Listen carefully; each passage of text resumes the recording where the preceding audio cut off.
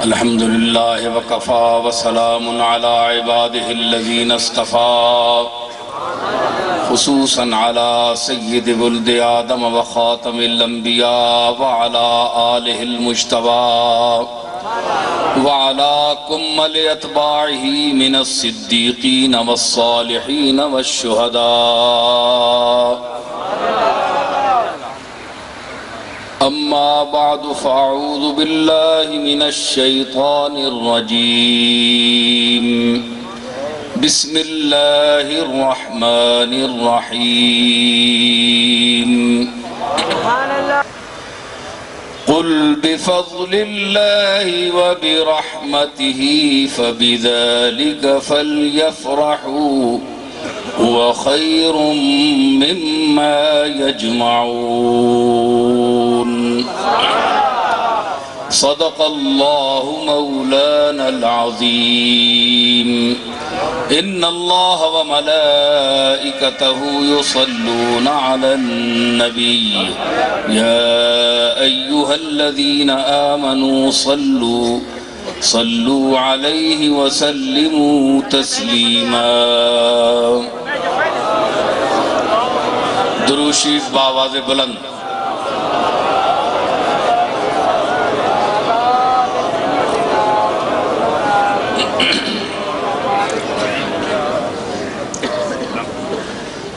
معزز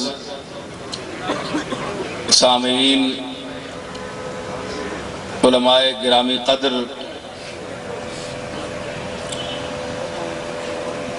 پورے عالم اسلام میں عید میلاد النبی علی صاحب الصلاۃ والسلام پورے تزک و احتشام کے ساتھ عقیدت و محبت کے ساتھ کمال عقیدت کے ساتھ منائی جا رہی ہے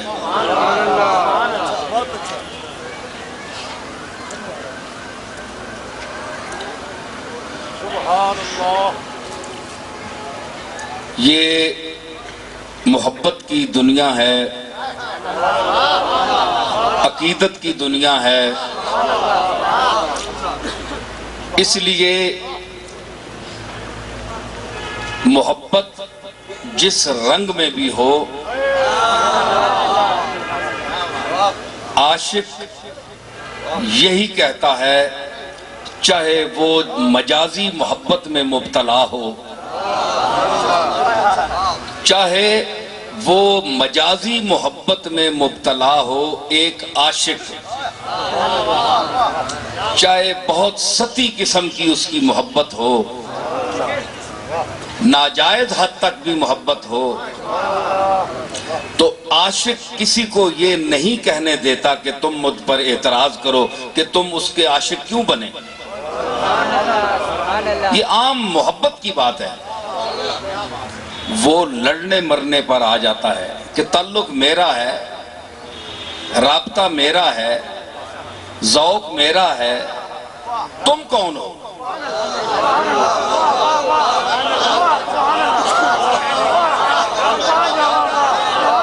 اگر یقین نہیں ہے تو کسی کو روک ٹوک کر دیکھیں پتہ چل جائے گا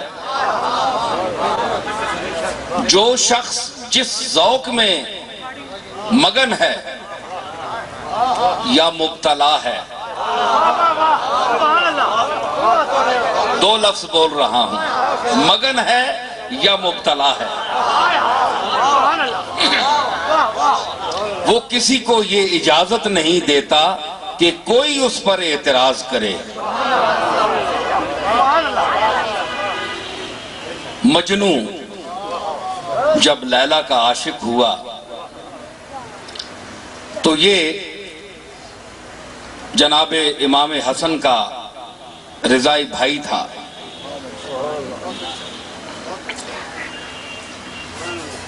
تو آپ کو شاید پتہ نہ ہو کہ جب اس کی محبت میں گرفتار ہوا تو قیس اس کا نام تھا، جناب امام حسن نے ہی اس کا نام مجنوں رکھا۔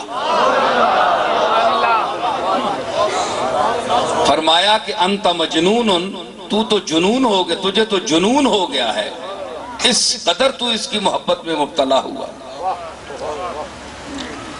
تو اس کا تعلق جیسا بھی تھا، محبت تھی، تو اس پر کوئی اعتراض اگر کرتا تو وہ یہی کہتا تھا کہ پہلے اے اعتراض کرنے والے میری محبوبہ کو ایک نظر دیکھ تو صحیح۔ منعم کنی ز عشق او اے مفتی زمان، اے زمانے کے مفتی تو مجھے اس کے عشق سے منع کرتا ہے، معذور دارمت کے تو اورا نہ دی دئی، میں تجھے معذور سمجھتا ہوں کہ تو نے ابھی تک اسے دیکھا نہیں ہے۔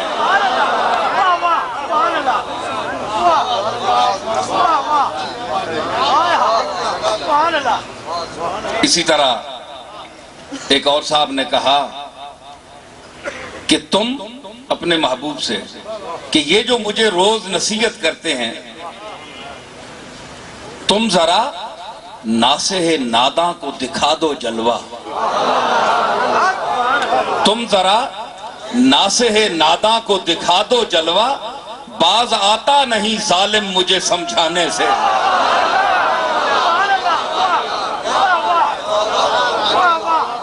تم ذرا ناصح ناداں کو دکھا دو جلوہ، پھر پتہ چلے گا، باز آتا نہیں ظالم مجھے سے۔ تو مجازی محبت کا یہ عالم ہے کہ وہ عاشق اپنے آپ پر کسی کا اعتراض برداشت نہیں کر سکتا، نہیں کرتا۔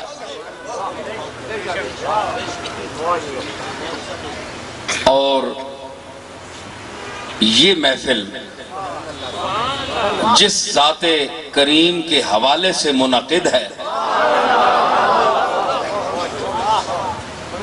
اس کا تعلق اللہ کی نسبت سے تو مجاز ہے، لیکن ہماری نسبت سے حقیقت ہے۔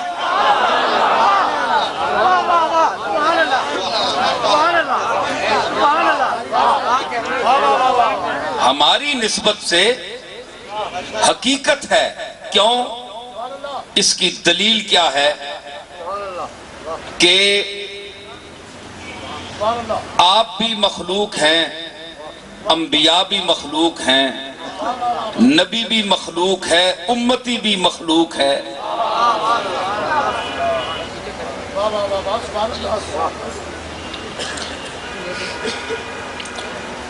دونوں مخلوق ہیں، لیکن نبی مقتدا ہے، مخلوق میں سے مقتدا کا درجہ رکھتا ہے، اور امتی مقتدی کا درجہ رکھتا ہے، حالانکہ مخلوق دونوں ہیں۔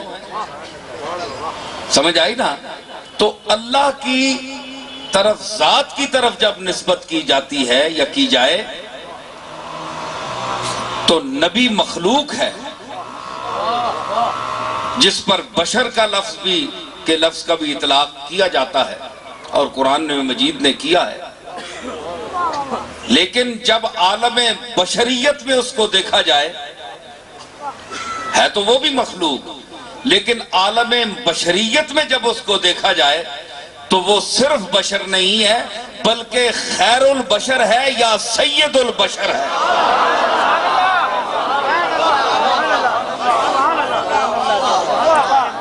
خیر البشر ہے یا سید البشر ہے۔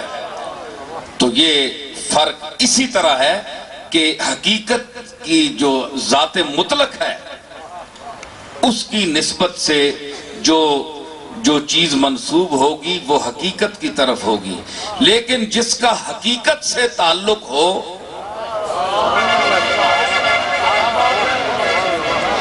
جس ذات کا حقیقت سے تعلق ہو تو وہ حقیقت کے حدود میں داخل ہو جاتی ہے۔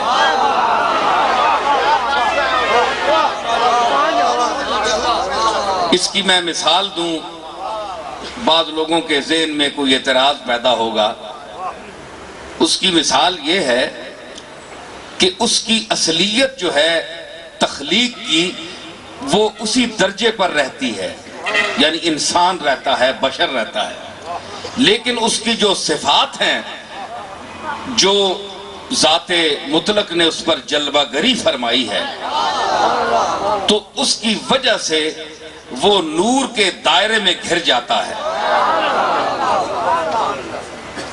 جس طرح آپ لوہے کو آگ میں ڈالیں تو لوہا کیا ہے؟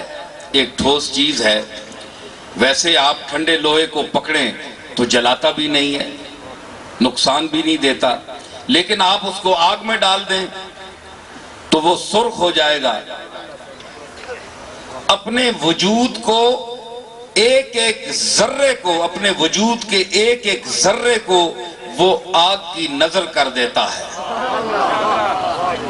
اس پر آگ کا حکم طاری ہو جاتا ہے، جاری ہو جاتا ہے، لاگو ہو جاتا ہے۔ اس کے بعد جب وہ سرخ ہو جائے تو ذرا اسی لوہے کو آپ ہاتھ تو لگا کر دیکھیں، وہ لوہا نہیں رہا، حالانکہ سب کو پتا ہے کہ اب بھی یہ لوہا ہے، اب بھی یہ لوہا ہے، یہ سب کو پتا ہے، لیکن ہاتھ نہیں لگانے دیتا۔ یہ کیسا لوہا ہے؟ اس نے کہا کہ میں اپنی ماہیت کو، اپنی جو میری حقیقت ہے، میں نے اس کو آگ کی نظر کر دیا ہے۔ اب آگ کا جلوہ جو ہے، اس کا جو رنگ ہے، جو اس کی خاصیت ہے، وہ میرے پورے وجود پر اثر کر چکی ہے۔ اب مجھے لوہا نہ کہو، اب مجھے آگ کہو۔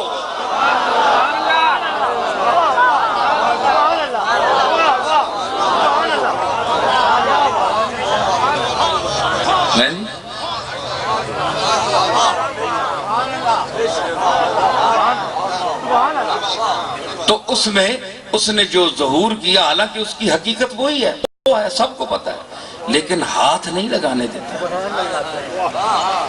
تو مطلب ہے کہ جب اس کی جلوہ گری ہو جائے تو بعض چہرے ایسے ہوتے ہیں کہ پھر استاد جلیل نے کیا خوب کہا تھا اس موقع پر کہ نگاہ برق نہیں، چہرہ آفتاب نہیں، وہ آدمی ہے مگر دیکھنے کتاب نہیں۔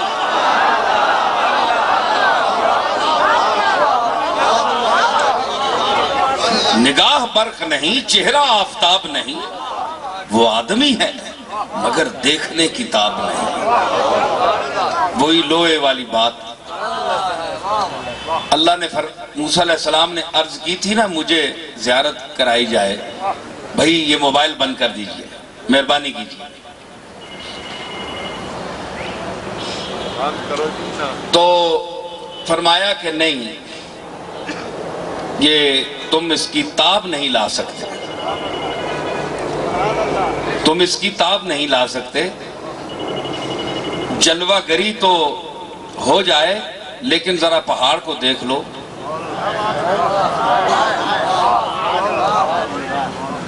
تو انسان سے پہاڑ کا وجود، پتھر کا وجود ٹھوس ہے، سخت ہے۔ انسان اگر پتھر سے ٹکرائے تو پتھر زخمی نہیں ہوتا، انسان زخمی ہوتا ہے۔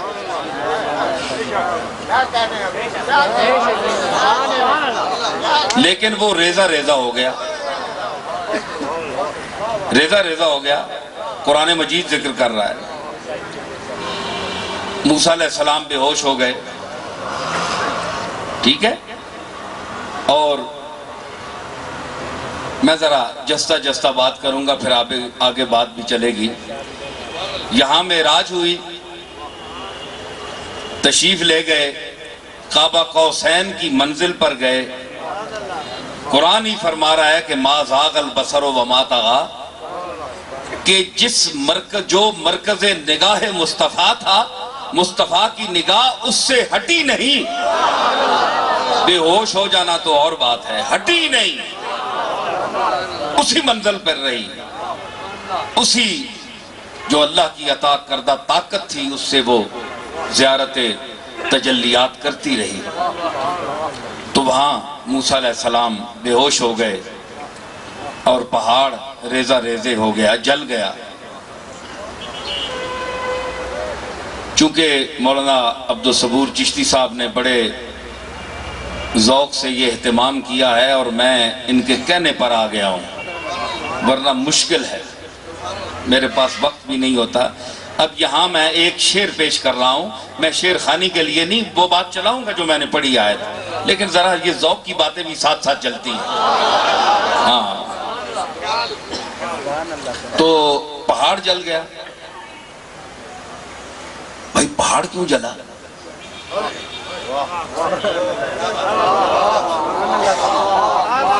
بھائی حسد سے لوگ جلتے ہیں نا، جلنے کی بھی کئی قسمیں ہیں.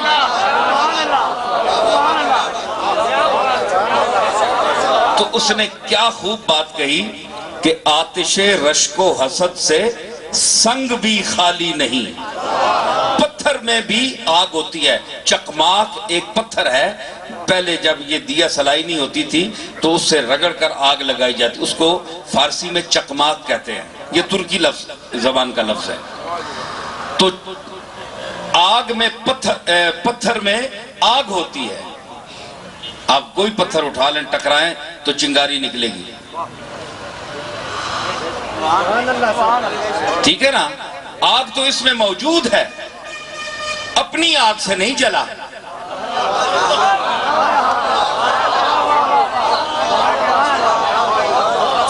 حالانکہ پتھر کے اندر بھی آگ موجود ہے، لیکن اپنی آگ سے کوئی جلتا ہے.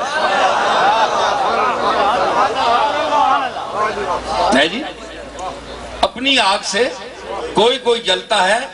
تو یوں جلا، یہ دوسرے جلنے کے معنی میں ہے کہ آتش رشک و حسد سے سنگ بھی خالی نہیں. دید موسیٰ کو ہوئی اور طور جل کر رہ گیا.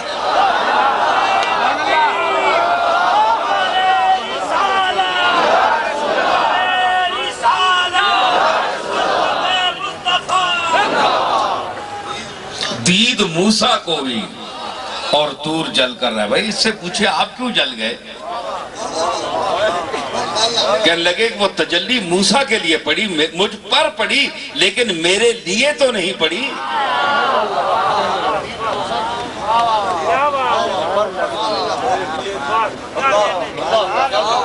سمجھ آئی نا؟ تو یہ ساتھ ساتھ سارا مضمون چلتا ہے. تو آپ ذرا ذہن میں رکھیے، مجھے ساتھ چلائیں گے. آپ کو میں نے اس لیے بٹھایا ہے کہ بات کو ذہن میں رکھیں، اور جب ہماری گفتگو کی بارات چلتی ہے نا تو بارات میں بہت سے جھمیلے ہوتے ہیں. کوئی ادھر نکل جاتا ہے، کوئی ادھر نکل جاتا ہے، کوئی کیا کام کرنا پڑتا ہے، کوئی کیا کام. تو ایک ہی آدمی کو جب 10,000 کام کرنا پڑے، کبھی کوئی آیت، کبھی کوئی شعر، کبھی کوئی مضمون، تو آپ لوگ اتنے آدمی سننے والے اور ایک سنانے والا، اور پھر یہ کوئی رٹی رٹائی تقریریں نہیں ہے کہ میں آپ کو رٹی رٹائی سنا رہا ہوں. وہ تو آپ ہزاروں جگہ جائیں گے، بڑے بڑے خطیب کھڑے ہیں، وہ ٹیپ ریکارڈ کی طرح بٹن دبا دے اور شروع ہو جائیں گے. انہوں نے تو حافظ یاد کی ہوئی ہیں، مجھے تو یاد نہیں ہے. تم سے کچھ کہنے کو تھا بھول گیا، تم سے کچھ کہنے کو تھا بھول گیا، ہائے کیا بات تھی کیا بھول گیا. ہو گئی سینکڑوں وعدوں کی وفا، ہنس کے جب تو نے کہا بھول گیا.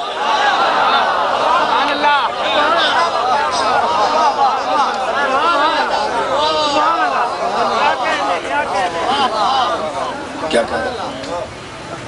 تو قیس ہے جی، ہائے قیس نجد کی وادی کا تھا نا، کیا محبت تھی اس کی. یہ ساری محفل محبت اور ذوق پر ہے۔ یہ آپ یاد رکھیے۔ کچھ لوگ کہیں گے جناب یہ کیا کس طرف نکل گئے ہیں؟ میں جا رہا ہوں اسی طرف، اور آپ کو بھی لے جا رہا ہوں اسی طرف،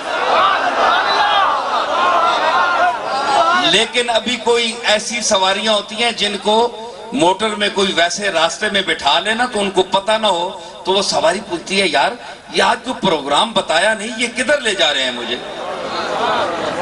آپ ابھی اسی طرح بیٹھے ہوئے ہیں، آپ کو پتہ نہیں کہ میں لے جانے والا کدھر ہوں۔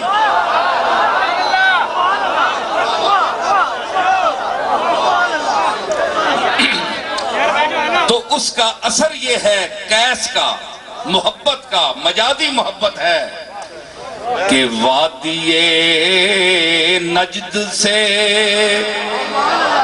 پھر کر جو ہوا آتی ہے، وادی نجد سے، وادی نجد سے پھر کر جو ہوا آتی ہے، آج تک قیس کے رونے کی صدا آتی ہے، آج تک قیس کے رونے کی صدا مگر کوئی عاشق ہو جو عشق کی آواز سننے کا عادی ہو وہ سن سکتا ہے، ٹھیک ہے نا؟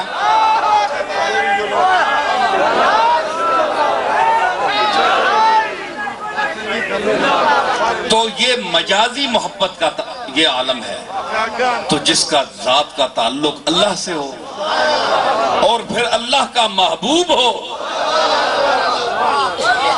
اس کے عشق، اس سے تعلق پر کسی کو ہم اجازت نہیں دے سکتے کہ کوئی ہم پر اعتراض کرے۔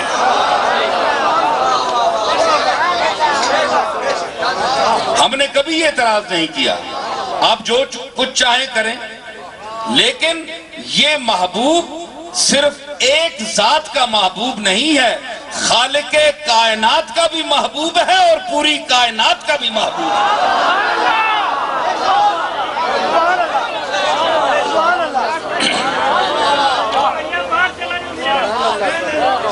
سمجھ آئی؟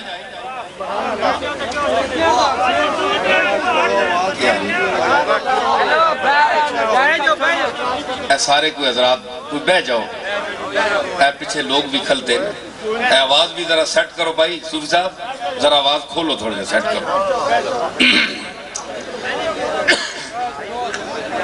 تو میں عرض کر رہا ہوں کہ اللہ کا محبوب ہے، خالق کائنات کا بھی محبوب ہے اور کائنات کا بھی محبوب ہے۔ ہمیں کیا حکم ہے اس سلسلے میں کہ اس ماہ مقدس میں، مبارک میں، وہ ذات عالی اس دنیا میں تشریف لائی، تو اس کے لیے میں دیکھ رہا ہوں چوڑ ہڑپال ہے نا، ہڑپال تو ہمیشہ ہر سال ماشاءاللہ باذوق لوگ اہتمام کرتے ہیں، اور یہ جشن چراغاں بھی ہوتا ہے ملک میں۔ اس پر اعتراض بھی کیا جاتا ہے کہ یہ فضول خرچی ہے، اسراف ہے، کہ اپنی اپنی ذوق کی بات ہے، سمجھ کی بات ہے۔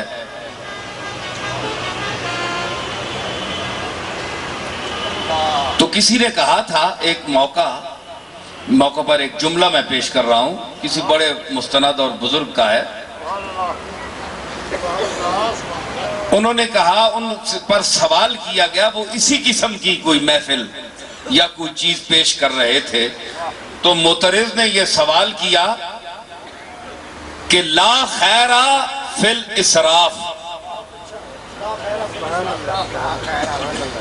کہ فضول خرچی میں کوئی خیر نہیں ہے۔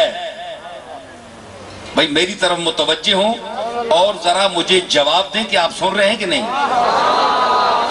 کہ لا خیرہ فی الاسراف، فضول خرچی میں کوئی بھلائی نہیں ہے، مطلب ہے جو کچھ تم یہ خرچ کر رہے ہو اس میں کوئی بھلائی نہیں ہے۔ تو انہوں نے اسی جملے کو الٹ دیا اور بند کر دیا معترض کو۔ انہوں نے کہا کہ تم کہتے ہو کہ لا خیرہ فی الاسراف، کہ اسراف میں فضول خرچی نہیں ہے، خیر نہیں ہے، تو اب جواب سنو کہ لا اسراف فی الخیر، نیکی میں کوئی فضول خرچی نہیں ہوتی، ثواب ہوتا ہے۔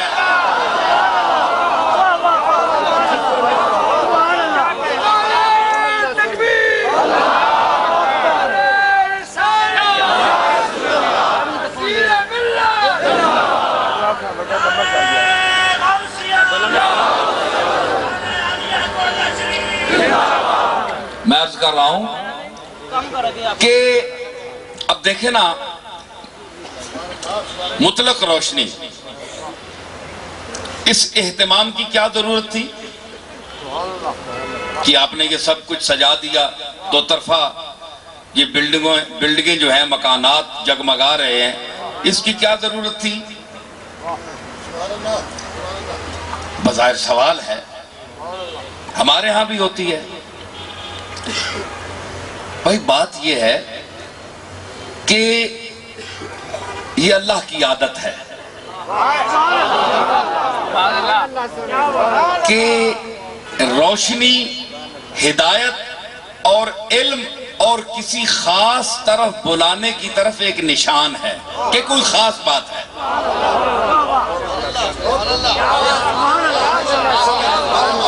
یا آپ جنگل میں جائیں نا، کہیں بھٹک جائیں تو کہیں سے آپ کو ایک شمع، ایک دیا بھی روشن نظر آ جائے گا تو آپ خوش ہو جائیں گے کہ اللہ نے مجھے بچا لیا، کوئی روشنی کی رمق نظر آ گئی۔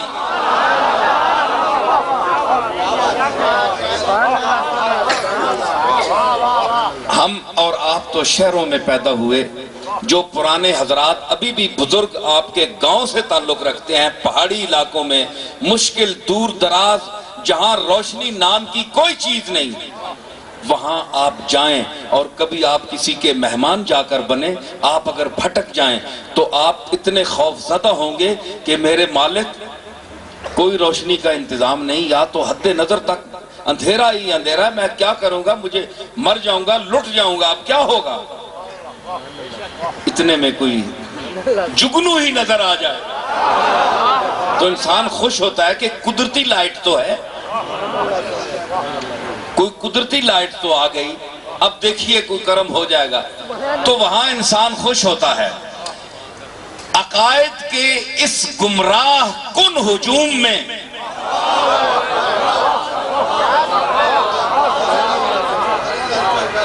عقائد کے اس گمراہ کن ہجوم میں جبکہ ہر طرف اندھیرا ہی اندھیرا چھایا ہوا ہے، اگر 1 سال کے بعد کملی والے کی ولادت کی یاد میں چند پروانے، چند شمع روشن کر دیں، چند پروانے، چند شمع روشن کر دیں، تو اس پر آپ اعتراض نہ فرمایا کریں، کیونکہ پروانے کا تعلق شمع سے ہے۔ پروانے کی زندگی مرہون منت ہے شمع کی۔ آئے آئے صبح دم لاشیں اٹھی بزم سے پروانوں کی، صبح دم لاشیں اٹھی بزم سے پروانوں کی یہ تواضع ہوئی، ایک رات کے مہمانوں کی یہ تواضع ہوئی، ایک رات کے مہمانوں کی۔ ساری رات گھومتے ہیں، طواف کرتے ہیں، بگردم گرد میں خانہ بگوشم پائے مستانہ۔ یہ تواضع ہوئی، ایک رات کے مہمان۔ صبح دم جب کوئی پرسانہ ہوا محفل میں، صبح دم جب کوئی پرسانہ ہوا محفل میں، چمٹیاں لاش اٹھانے لگی پروانوں کی، چمٹیاں لاش اٹھانے لگی پروانوں کی لاشیں چمٹیاں اٹھاتی ہیں صبح۔ ان کو تو مرنے سے غرض ہے، چاہے کوئی اٹھائے۔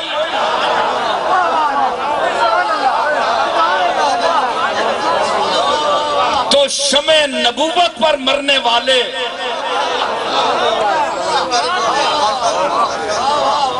شمع بزم ہدایت پہ لاکھوں سلام،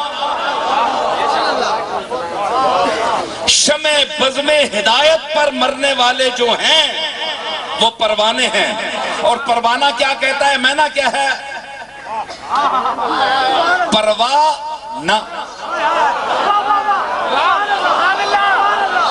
پروانہ۔ اس سے کسی نے کہا کہ آگے سامنے آگ ہے، جل جاؤ گے۔ اس نے کہا پرواہ نہ، کوئی پرواہ نہیں ہے، مر جاؤں جل جاؤں۔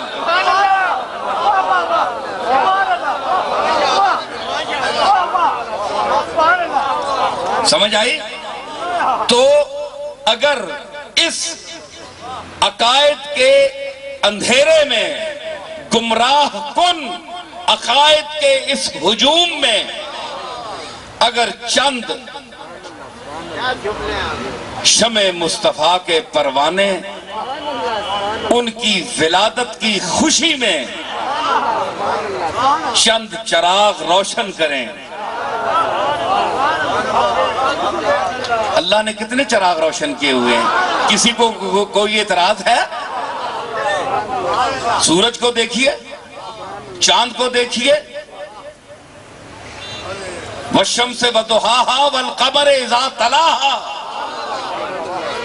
چاش سورج کی اور ضحا کی قسم، والقمر اذا تلاها، اور اس چاند کی قسم جو سورج کے بعد رات کو آتا ہے۔ اللہ تو روشنی کی قسم اٹھا رہا ہے، اللہ تو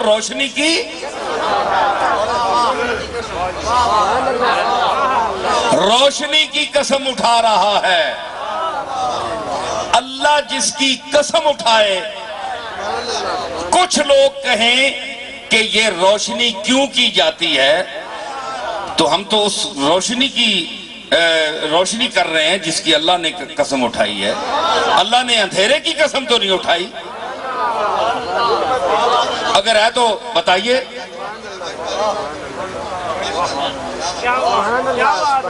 سمجھ آئی نا؟ روشنی کی قسم ہے، تو روشنی جو ہے ہدایت ہے۔ اللہ نے یہی تو فرمایا، تو اس میں کیا ہے کہ آپ خوش ہوں۔ قل بفضل اللہ وبرحمتہ فبذالک فلیفرحوا۔ اور حد یہ ہے کہ جس ذات کی یہ محفل ہے، پوری کائنات میں خوشی ہے، اسی سے فرما رہا ہے کہ آپ ان سے فرمائیے، آپ ان سے فرمائیے۔ یہ یقین نہیں کریں گے۔ اگر میں ڈائریکٹ کہہ دوں، آپ کو چھوڑ کر یہ آیت کسی اور پر نازل کر دوں، یہ تو اسے تسلیم بھی نہیں کریں گے۔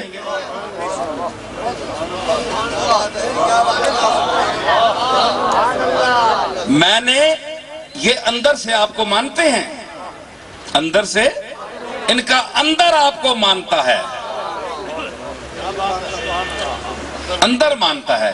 اور کمال یہی ہوتی ہے کہ دشمن پرلے درجے کا کمینہ کیوں نہ ہو، لیکن اس کا اندر مانے گا کہ میں جس کی مخالفت کر رہا ہوں اس میں یہ کمالات موجود ہیں، میں تسلیم کرتا ہوں۔ اور آپ یہ نہ کہیں کہ کفار مکہ نے، مشرکین مکہ نے کملی والے کو سمجھا نہیں، یا وہ منکر تھے، منکر نہیں تھے، منکر نہیں تھے، وہ ان کا دل مانتا تھا۔ اور ایک ہے زبان کا ماننا، ایک ہے دل کا ماننا، ان دونوں میں فرق ہے۔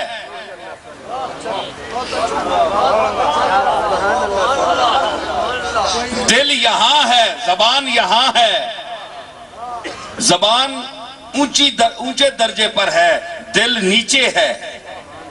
یہ آپ ضروری نہ سمجھیں کہ جو چیز نیچے ہو اس کا درجہ بھی نیچے ہوتا ہے۔ دل کے تسلیم کرنے کا مقام اور ہے۔ پانی میں ہمیشہ بھاری چیز نیچے جاتی ہے، تن کے اوپر ہوتے ہیں۔ دل میں وزن تھا،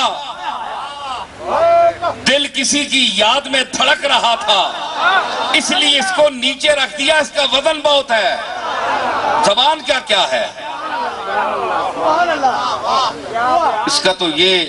اس کی تو کئی زبانیں ہیں۔ تھا کچھ ابھی بیان، ابھی کچھ بیان ہے، گویا تیری زبان کے نیچے زبان ہے۔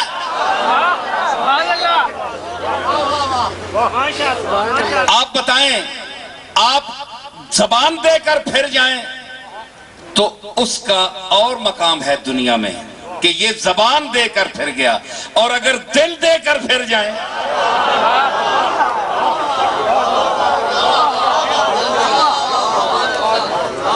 اس کا صدمہ زبان سے زیادہ ہوتا ہے جی، دل کا مقام زیادہ ہے، ٹھیک ہے نا؟ تو اس لیے دل والوں کی یہ محفل ہے، زبانی جمع خرچ کرنے والوں کی نہیں ہے۔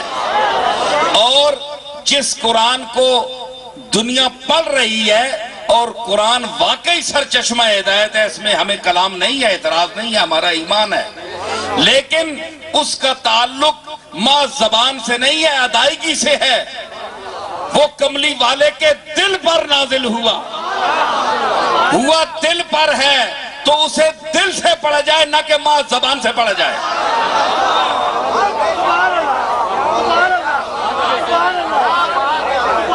جو چیز جہاں کی نازل ہے وہاں سے پڑھا جائے نا۔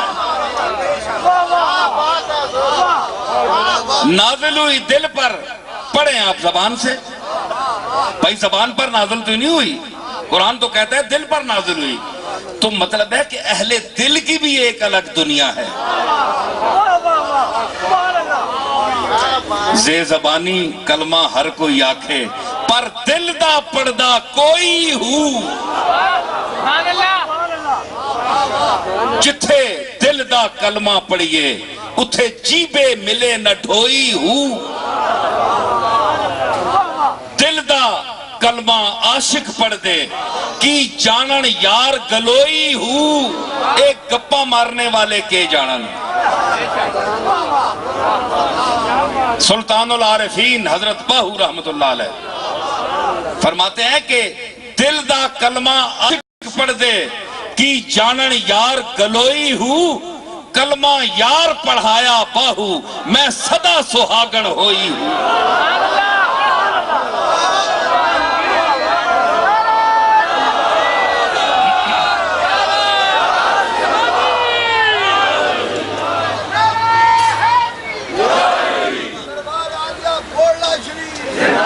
سمجھ آئی؟ تو پروانہ جو ہے وہ شمع پر مرتا ہے، تو جو پروانہ شمع مصطفیٰ ہوگا وہ چراغاں ضرور کرے گا، ہے جی؟ اس لیے کہ اللہ نے بھی چراغاں کیا ہے، پوری اس کائنات کو سجایا ہے، چراغاں اچھا لگتا ہے۔ وَلَقَدْ زَيَّنَّا السَّمَاءَ بِمَصَابِيحَ، ہم نے یقیناً آسمان کو سجایا ہے چراغوں سے، مصباح کی جمع مصابیح، چراغوں سے سجایا ہے۔ اللہ نے کیوں فرمایا ہے بتائیے؟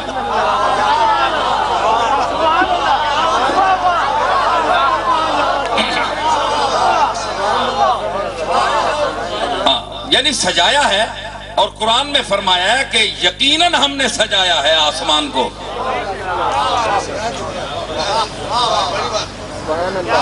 کیوں؟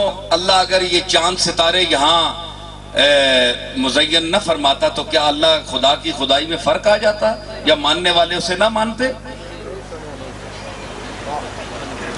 پتا تھا کہ لوگ اوپر دیکھیں گے کہیں گے اندھیرا ہی اندھیرا ہے، حالانکہ روشنی اوپر سے آئی ہے۔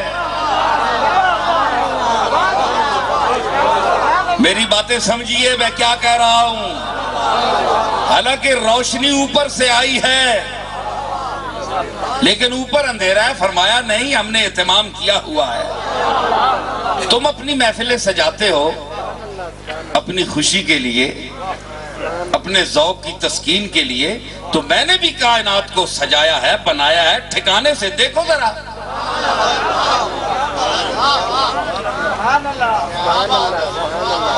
تو کائنات کو مطلب ہے کہ محفل کو سجانے کے لیے اللہ نے بھی اہتمام کیا، کہ تاکہ میری تخلیق میں لوگ دلچسپی لیں، میری طرف مجھے دیکھیں، اور میری ان مصنوعات کو دیکھ کر میری طرف آئیں، رجوع کریں میری طرف۔ تو یہی چیز ہے محبت کی، ذوق کی، اور اللہ نے پھر اس آیت میں حکم دیا، قل، ان سے فرما دیجئے کون ہیں؟ ایک تو خطاب ہوتا ہے مشرکین کو، وہ آیات ایسی ہیں جن میں مخاطب مشرکین ہوتے ہیں۔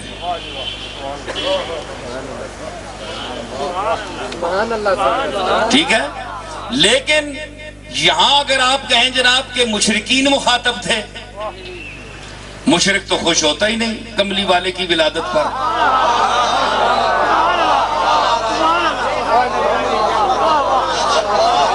اس نے کملی والے کو مانا نہیں ہے تو خوش کیا ہوگا؟ خوش تو اپنا ہوتا ہے۔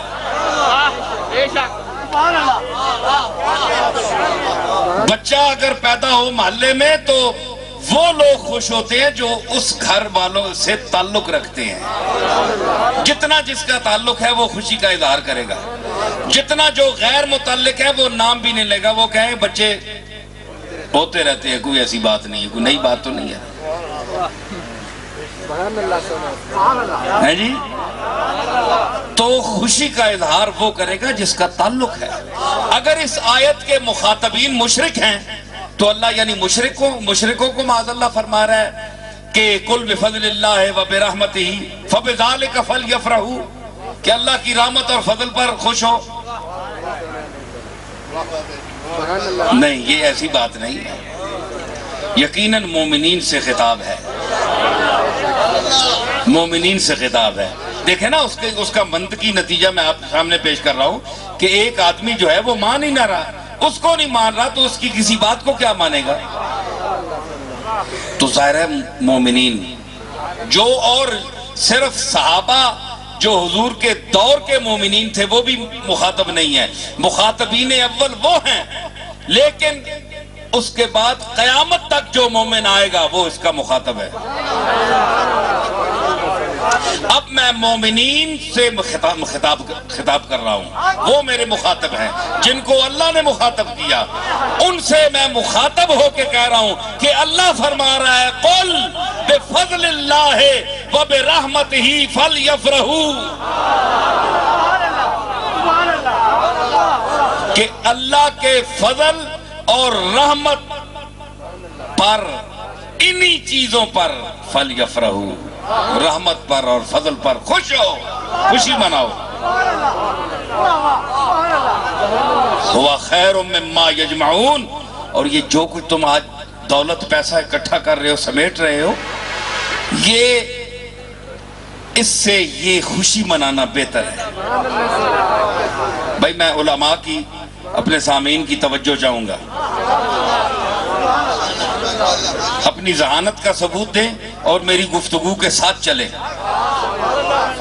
سمجھ آئی؟ ہوا خیر مما یجمعون، یہ خوشی منانا بہتر ہے اس چیز سے جو کچھ وہ جمع کرتے ہیں، پیسہ، دولت، ہڑپ کرتے ہیں، لوٹتے ہیں، مختلف ذرائع سے اکٹھا کرتے ہیں۔ اس سے بہتر ہے کہ اللہ کے فضل پر اور اس کی رحمت کو دیکھ کر خوشی مناؤ۔ اب سوال یہ پیدا ہوتا ہے، بھئی یہ تو مطلق رحمت ہے، اللہ کا فضل ہے، جس کو اللہ نے دے دیا ہے، چلو جی خوشی مناؤ۔ خوشی کس طرح مناؤ گے؟ کیا کرو گے؟ لندن چلو جاؤ گے؟ امریکہ چلے جاؤ گے؟ یہ خوشی منانا ہے؟ دیگیں پکاؤ گے؟ چاول تقسیم کرو گے؟ کیا اظہار خوشی کا ذریعہ کیا ہے؟ اظہار کا طریقہ کیا ہے؟ دیکھیں نا، اللہ نے تو فرما دیا کہ قل بفضل اللہ ہے۔ اب یہ ہے کہ اللہ نے فضل کسی پر کیا ہے، تو آپ تو میلاد کا ذکر کر رہے ہیں، جناب رسالت میں آپ کا ذکر کر رہے ہیں، تو اللہ کی رحمت اور فضل یہ تو اور چیز ہے۔ اس آیت کو یہاں تم کیسے فٹ کر رہے ہو؟ مجھ پر بھی اعتراض ہو سکتا ہے، اور اسی محفل میں کئی لوگ بیٹھے ہوں گے اعتراض کر رہے ہوں گے، ان کی طرف میں متوجہ ہوں اور ان کو دعوت فکر دے رہا ہوں۔ ذرا غور فرمائیں کہ فضل سے مراد کیا ہے، اور یہ کہ کیا کملی والا فضل نہیں ہے؟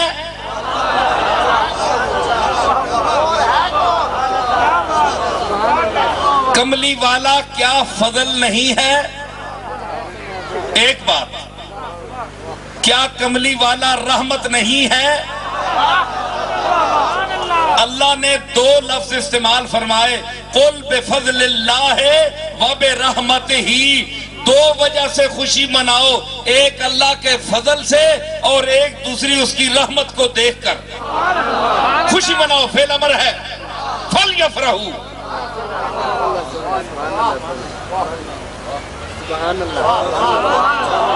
جس طرح نماز پڑھو، صلو، زکوٰۃ دیو، آتوا الزکاۃ، یہ سب فعل امر ہیں اور وجوب کے لیے ہے، اللہ کی طرف سے یہ وجوب کے لیے ہے، اور معنوں میں بھی آتا ہے لیکن وجوب کے معنی میں بھی آتا ہے، اور یہ وجوب ہے۔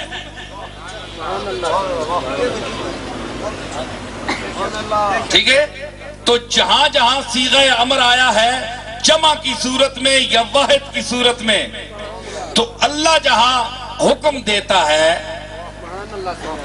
وہاں آپ حکم کی تعمیل کر رہے ہیں کہ نہیں؟ اللہ نے حکم دیا نماز پڑھنے کا تو نماز پڑھ رہے ہیں آپ، زکوٰۃ کا حکم دیا ہے زکوٰۃ دے رہے ہیں، حج کا حکم دیا ہے من استطاع الیہ سبیلا، تو آپ استطاعت نہ بھی ہو کوشش کرتے ہیں کہ استطاعت بنائیں اور جائیں۔ روزہ حکم کے تحت رکھتے ہیں، غرض جو فرائض اور مبادیات دین ہیں وہ احکام اور حکم کے تحت آپ کر رہے ہیں، تو اللہ نے یہی صیغہ امر کا یہاں بھی استعمال کیا ہے، فَلْيَفْرَحُوا۔ او ایمان والو خوشی مناؤ، کس پر؟ اللہ کے فضل پر اور اللہ کی رحمت پر۔ اب یہ سوال ہے کہ یہ تو فضل مطلق ہے، اور دوسرا یہ ہے کہ رحمت بھی مطلق ہے، آپ مقید کر رہے ہیں، آپ رسالت میں آپ کو کیسے فضل ثابت کر سکتے ہیں؟ آپ رسالت میں آپ کو کیسے رحمت کہہ سکتے ہیں؟ تو میں ایک آیت پیش کروں گا۔ اللہ نے فرمایا کہ لَقَدْ مَنَّ اللَّهُ عَلَى الْمُؤْمِنِينَ اِذْ بَعَثَ فِيهِمْ رَسُولًا مِّنْ أَنفُسِهِمْ يَتْلُو عَلَيْهِمْ آيَاتِهِ وَيُزَكِّيهِمْ وَيُعَلِّمُهُمُ الْكِتَابَ وَالْحِكْمَةَ وَإِنْ كَانُوا مِنْ قَبْلُ لَفِي ضَلَالٍ مُبِينٍ۔ لقد لام بھی تاکید، قد ڈبل تاکید، اللہ کا تو یوں کہنا بھی کافی تھا، ویسے ہی فرما دیتا، کوئی ضروری نہیں ہے بڑا آدمی یوں ہی بات کر دے، یہ تو خالق ہے۔ لیکن اللہ نے کیوں ایسا کیا؟ غور کرنا پڑتا ہے، قرآن کے ایک ایک لفظ میں، ہر حرف میں غور کرنا پڑتا ہے، تو بڑے بڑے معانی اور مطالب اس کی تہ میں موجود ہوتے ہیں۔ اس دور میں کہا تھا، لوگ یہ سمجھتے رہے کہ شاید مشرکین کے لیے کہا، اللہ نے قید کر دی، نہیں مشرکین کے لیے میں نے نہیں کہا، لقد من اللہ علی المومنین، میں نے تو مومنوں پر احسان کیا ہے، میں نے یہ احسان مومنوں پر کیا ہے، مومن میرے ممنون احسان ہیں، میرے منت پذیر ہیں۔ میں یقین سے کہہ رہا ہوں، تحقیق کے طور پر کہہ رہا ہوں کہ لقد من اللہ، تشریف رکھے مضمون خراب ہو جائے، لقد من اللہ، یقیناً اللہ نے، اور اس کو عبدالصبور صاحب ماضی مطلق کے صیغے کے ساتھ ادا کیا، مننا یمنو، ماضی مطلق کا جو فعل ہے اس کا یہ خاصہ ہوتا ہے کہ اس کا جو ادائیگی ہوتی ہے تو اس کا مطلب یہ ہے کہ ایک کام کر چکا ہو کوئی انسان تو اس کی اطلاع، اس کا تحقق کے بعد اطلاع دے۔ ماضی میں چلا گئی نا بات، میں نے کھانا کھایا تو آپ نے کھانا پہلے کھا لیا اور آپ بتا رہے ہیں نا کہ میں نے کھایا، تو کھایا پہلے ہو گیا، تو لقد مننا، اللہ نے احسان کر دیا، احسان کر دیا، علی المومنین اذ بعث فیہم رسولا، جب ان میں ایک شان والا رسولاً، تنوین شان، عظمت، بھیجا، باسا، بھیجا، من انفسہم، انہی کی جنس سے، فرشتہ نہیں بنا کر بھیجا، حور و ملک میں سے نہیں بھیجا، انسان بنا کر بھیجا، لباس بشری میں بھیجا، یتلو علیہم آیات ہی، وہ رسول ان پر اس کی آیات پڑھتا ہے، تلاوت کرتا ہے امی، لیکن تلاوت کرتا ہے، عجیب امی ہے۔ بھئی میرے سامعین کو تھک تو نہیں رہے، ہے امی لیکن تلاوت کرتا ہے، یتلو علیہم آیات ہی وَيُزَكِّيهِمْ، دیکھیں قرآن کے الفاظ دیکھیے کہ پہلے یزکیہم رکھا پھر یعلمہم رکھا۔ بھئی لوگ یہاں پہلے تعلیم دیتے ہیں، پاکیزگی کا خیال ہی نہیں رکھتے، کہتے ہیں پڑھو، تعلیم حاصل کرو، چاہے عقیدے جیسے بھی ہوں، آؤ تعلیم حاصل کرو۔ اللہ نے فرمایا نہیں، یہ وہ رسول ہے جو پہلے پاک کرتا ہے پھر تعلیم دیتا ہے۔